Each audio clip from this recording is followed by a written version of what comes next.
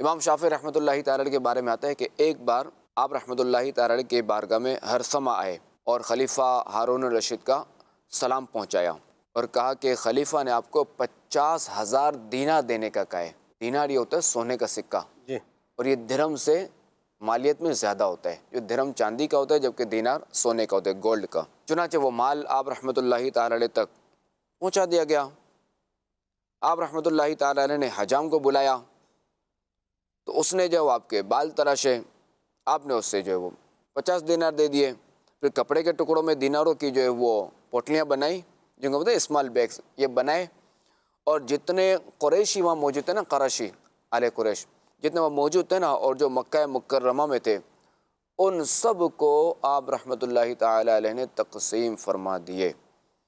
حتیٰ کہ آپ رحمۃ اللہ تعالی علیہ جب گھر پہنچے نا تو آپ کے پاس جو وہ 100 دینار سے بھی کم رہ گئے تھے۔ ہائے ہائے، ہاں 50,000 دینار جی اور کہاں 100 دینار۔ تو یہ آپ رحمۃ اللہ تعالی علیہ کی یہ سخاوتی آپ رحمۃ اللہ تعالی علیہ کی، جی اور اللہ تبارک و تعالی پر توکل تھا۔ اللہ کریم کے ان پر رحمت ہو، ان کے صدقے ہماری بے حساب مغفرت ہو۔ آمین۔